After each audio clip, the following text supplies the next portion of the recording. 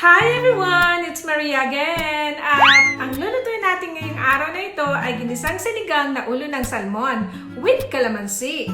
Okay? Tayo na!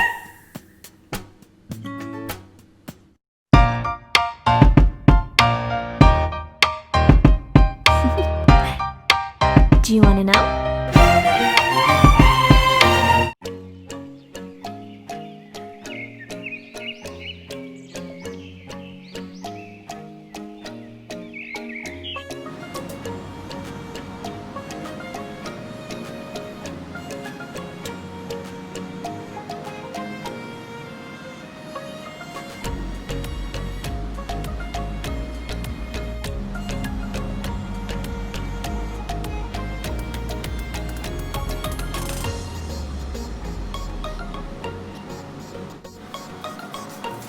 So we have tomato,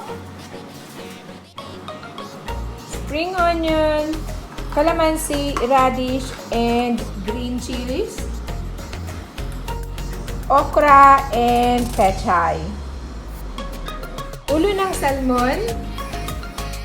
Ginasa na natin ang bawang at sibuyas.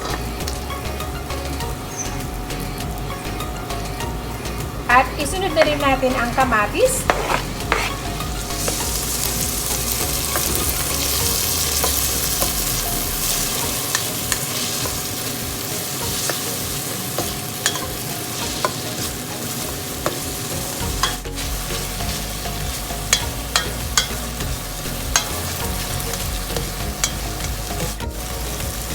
And then add na natin ang salt.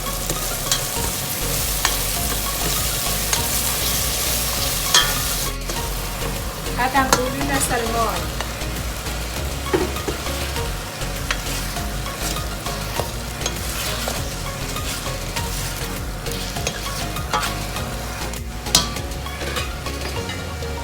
At takpan.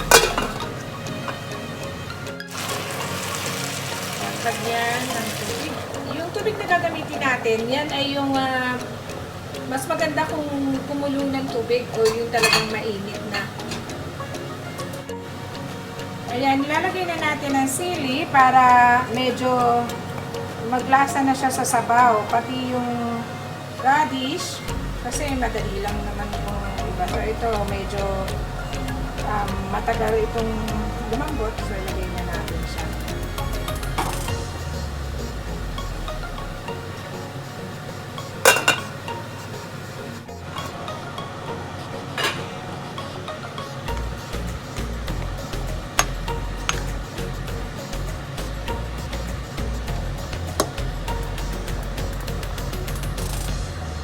At ang kalamansi.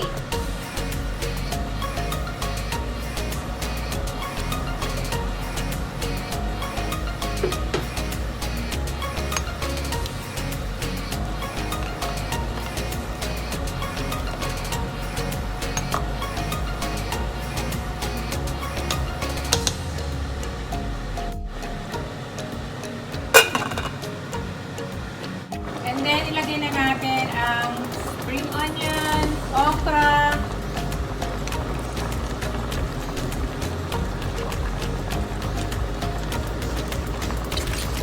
at yung pechay.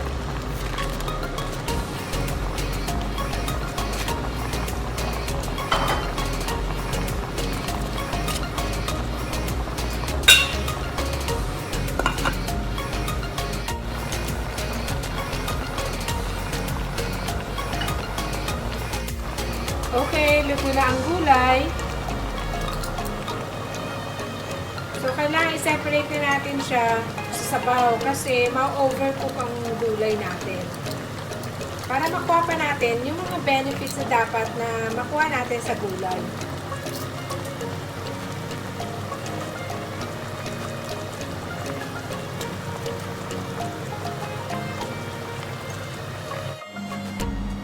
Ayan! Luto na ang ating ginisang sinigang na ulo ng salmon. Kain tayo!